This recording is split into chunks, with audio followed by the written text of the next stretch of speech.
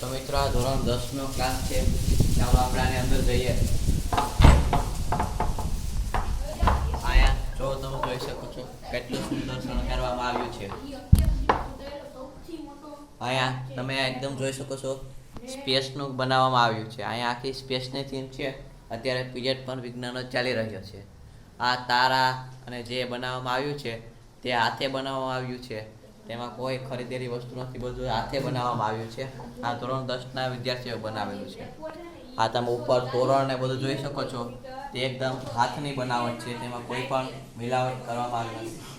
અહીંયા તમે એકદમ સુંદર મજાના ગણપતિ બાપા જોઈ શકો છો.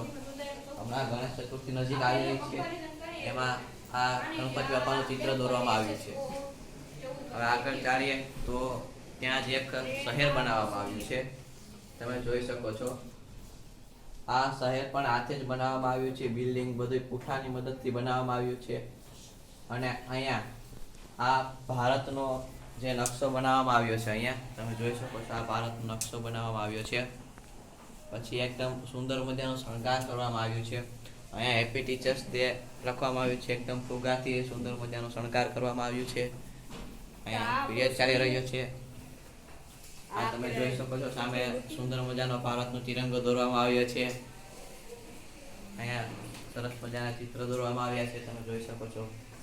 આ પૃથ્વી પુસ્તકો ઉપર પણ જે જો તોરણ બાંધવામાં આવ્યા છે તે પણ એકદમ હાથની બનાવટ છે. આ તમે જોઈ શકો છો આ બધા આ તોરણો છે, એકદમ હાથની બનાવટ છે.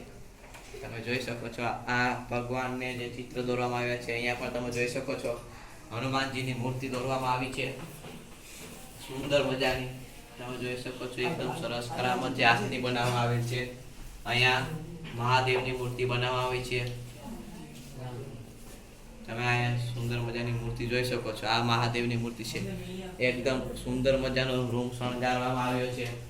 અહીંયા તમે એકદમ સ્પેસનો થીમ છે ને બધા જ અહીંયા આવી જાય છે. આ ઉપર તારાઓ ને જે તમે બધું જોશો એકદમ હાથની બનાવટ છે.